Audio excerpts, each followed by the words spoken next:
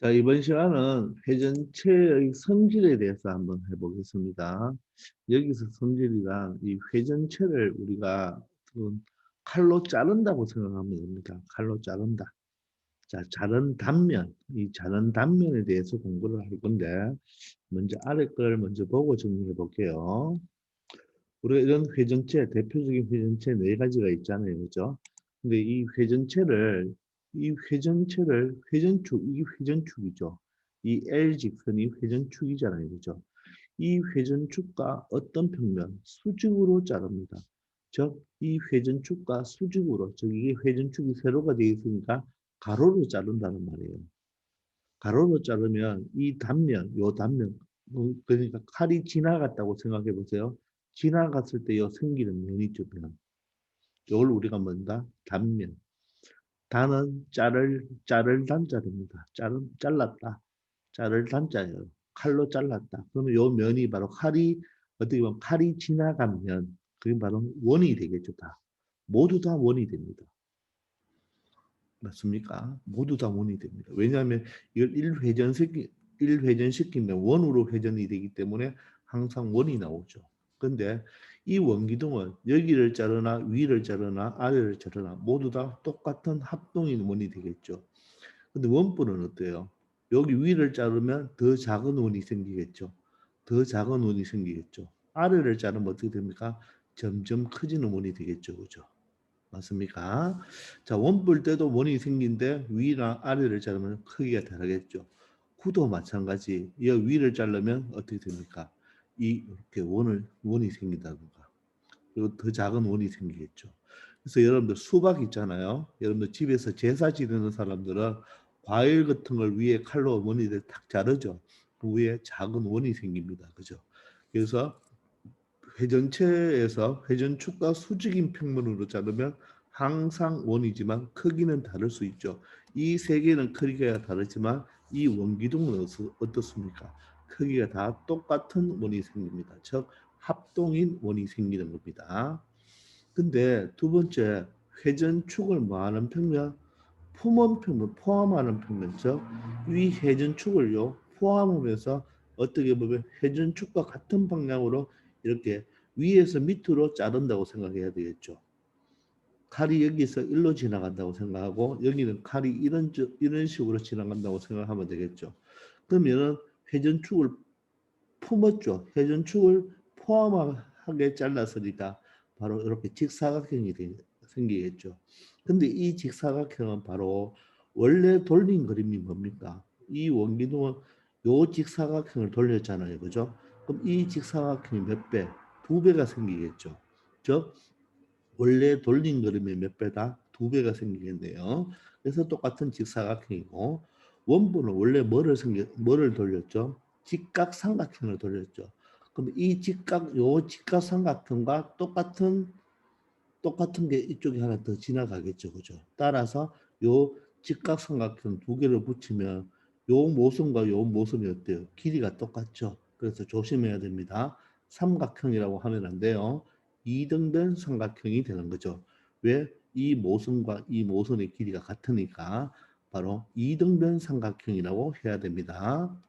되겠나요? 이 모순 길이와 이 모순이 같으니까 삼각형이라고 하면 되고 이등변 삼각형이 되는 겁니다.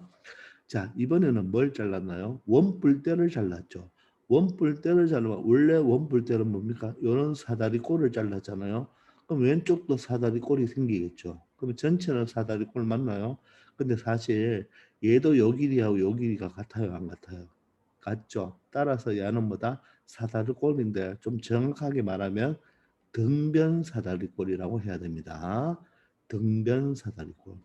그런데 이 원기둥은 어떻습니까? 이 원기둥은 요 길이와 요 길이가 같죠. 근데 이 길이와는 같을 수도 있고 다를 수도 있겠죠. 그래서 일반적으로 만약 같다면 얘가 뭐가 되겠습니까? 정사각형이 되겠지만 자, 같다고 말할 수 없기 때문에 그죠? 이것은 바로 뭐가 됩니까? 직사각형이 되겠죠. 그죠? 자, 근데 구는 어때요? 구는 이놈을 이 축의 방향으로 이렇게 잘라버리면 구는 항상 어디를 잘라도 구는 이래 자르나 이래 자르나 어떻게 잘라도 항상 뭐가 나옵니까? 9는 항상 원이 나온다는 거. 9는 회전축과 수직으로 자르든지 회전축을 포함하는 평면으로 잘라도 항상 9는 뭐가 나온다? 원이 나온다는 거 잊지 말기를 바랍니다. 아시겠죠? 원은 어디를 잘라도 항상 뭐가 나온다? 원이 나옵니다. 자, 그럼 볼까요? 회전축으로 하는 회전축의 수직인 평면으로 자르면 항상 원이 나오는데 그 원은 자른 단면은 크기에 따라서 좀 다를 수도 있지만 이런 원기둥일 때는 똑같이 나온다는 거 합동이 되겠죠. 그런데 회전축을 포함하는 평면으로 자른 단면은 모두 합동이 돼요. 양쪽 두 개가 합동이 되면서 그게 바로 회전축에 대하여 무슨 도형이 된다? 선대칭 도형이 되죠. 예를 들어서 우리 원기둥을 잘랐잖아. 원기둥 원래 요걸 잘랐죠. 그럼 요거가 똑같은 게 생기죠. 그죠? 그럴 때 요 사각형이 바로 뭐다? 선대칭 도형이죠. 선대칭 도형. 맞습니까? 또 직각삼각형을 여러분들 돌리면 원뿔이잖아요. 그래서 원뿔인데 요거 두 개가 생기니까 바로 뭡니까? 이등변 삼각형이 되죠. 즉 요거와 여기 어떻습니까? 합동이죠. 그럼 이 L을 중심으로 요 도형은 뭐가 된다? 선대칭 도형이 된다는 거.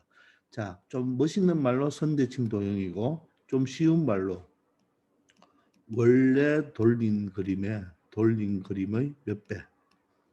2배가 되겠죠. 2배. 맞죠? 그러면 예를 들어서 이 넓이를 구하라고 하면 원래 돌린 그림의 넓이를 구해서 몇 배를 해도 되겠나요? 2배를 해도 되겠죠. 넓이가 똑같으니까. 왜? 선대칭 도형이니까. 선대칭 도형이면 여기가 같죠. 그리고 여기가 90도죠. 원래 선대칭 도형은 이 뭔가 대칭축을 기준으로 바로 이 대형점과 대칭축까지의 거리가 어떻고 똑같고 반드시 대형점을 연결하면 대칭축과 반드시 몇 도로 만든다? 수직으로 만든다. 알겠습니까? 그때 이 L을 바로 무슨 축이라 한다? 대칭축이라고 하죠. 그죠? 대칭축. 자, 회전축인데 우리가 원래 돌린 이 회전시키면 회전축인데 이 잘린 그림, 이 단면은 바로 뭐가 된다? 선대칭 도형이고 선대칭 도형일 때 이 축을 무슨 축이라 한다? 대칭축이라 한다. 그렇게 생각하면 되겠습니다. 우리가 5학년 때 배운 내용입니다. 그죠?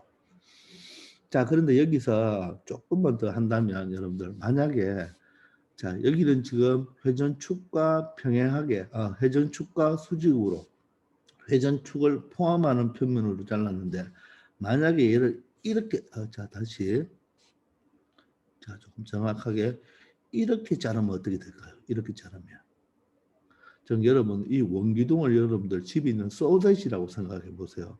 아니면 오이라고 생각해 봐요. 어머니가 이렇게 썰면 여러분들 요 단면 어떻게 생기냐면 이런 식으로 나오겠죠. 이런 식으로 이런 식의 단면이 나오겠죠. 바로 뭐가 생기느냐? 타원이 생깁니다. 타원. 좀 이런 식으로 여러분들 나오겠죠. 그죠? 이런 식으로. 타원이라고 생각하면 됩니다. 아시겠죠? 되겠나요?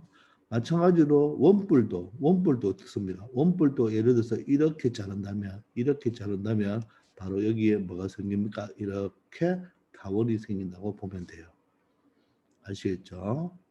잖아요. 자, 그런데 이번에는 요 좀 45도로 잘랐는 게 아니고 45도로 자르니까 뭐40 회전축과 수직이 아니고 조금 비스듬하게 생기면 자르면 타원이 생기는데 이번에는 이렇게 회전축을 포함하는 평면으로 자른 게고 조금 여러분들 앞에 자르면 어떻게 될까요? 회전축을 포함하지 않고 이 방향으로 잘라버리면 똑같이 뭐가 나올까요? 직사각형 나오고는 나오겠죠. 되겠나요? 그런데 맞죠? 원뿔은 여기 앞에 자르면 어떻게 이렇게 자르면요, 여러분들 만약에 요렇게 자르면 어떻게 될까요? 요렇게 칼로 잘라버리면 바로 어떤 도형이 나오냐면 여기는 요렇게 딱 잘리면서 그죠? 잘리면서 요 부분을 그죠? 요렇게 여기가 비스듬하게 되기 때문에 요런 식으로 요런 식으로 합니다. 저 어떻게 나오냐면 요런 식으로 나오는 거예요. 요런 식으로. 아시겠나요? 요런 식으로 나온다는 거. 되겠죠? 여기를 잘라버리면 여기 자르면서 이런 식으로 나오겠죠. 여기를 잘라버리면 이런 식으로 나올 겁니다. 아시겠나요? 또 여기를 잘라버리면 이런 식으로 이렇게 나오겠죠. 알겠죠? 또 무덤처럼, 무덤 있죠, 그죠? 무덤처럼 이런 모양으로 나온다는 것도 한번 알아놓기 바랍니다. 아시겠죠? 자, 그래서 회전축과 수직인 방향으로 자르면 원이 생기고, 회전축, 중요한 것은 회전축을 포함하는 평면으로 자르면 바로 원래 돌린 그림이 몇 배? 두 배가 생기는데, 이 원뿔은 삼각형이라고 하면 되고, 이등변 삼각형이라고 해야 됩니다. 아시겠죠? 자, 그럼 아래 있는 내용을 보고 한번 봅시다. 근데 여기 먼저 볼까요? 후는 어느 방향으로 잘라도 항상 그 단면은 원이다. 중요한 겁니다. 후는 어디를 잘라도 항상 뭐가 나옵니까? 원이 나옵니다. 구의 단면이 가장 큰 경우 언제 구의 단면이 가장 크겠습니까?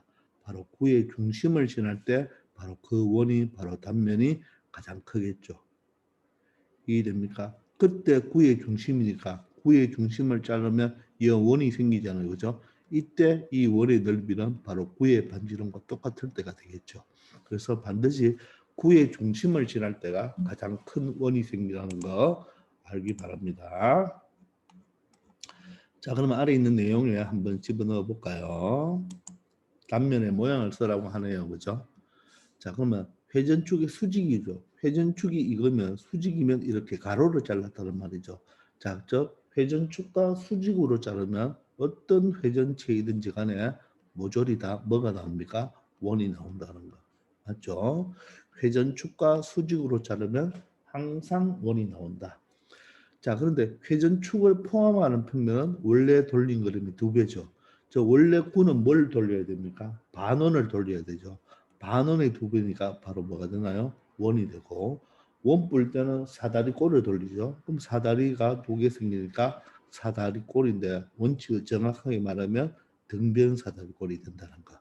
자, 원뿔은 뭐가 생깁니까? 직각삼각형을 즉 90도로 끼고 있는 상태에서 돌려서니까 뭐가 생긴다? 바로 이등변 삼각형. 삼각형이라고 하면 안 됩니다.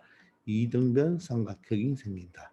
자, 원기둥은 직사각형을 돌렸으니까 직사각형 두 개 모으면 또 직사각형이 되겠죠. 그죠? 이렇게 생각하면 되겠습니다. 아시겠습니까? 자, 그러면 여기서 우리 다음 챕터를 준비하기 위해서 우리 이제 이 원기둥 원뿔 때는 여러분들 전개도를 반드시 알아야 됩니다. 전개도. 자, 전개도를 우리가 그릴 때 어떻게 우리가 전개도를 그리느냐? 옆면을 그리고 우리가 밑면이 이 원기둥 같은 거 두 개가 생기잖아요. 그럼 사실 얘를 이렇게 잘라냈죠. 이렇게 칼로 자르고 여기도 이렇게 자르고 여기도 이렇게 자르는 거죠. 근데 여기를 다 자르면 안 되겠죠. 달랑달랑 붙어 있게 자르면 이런 식으로 되겠죠. 그죠?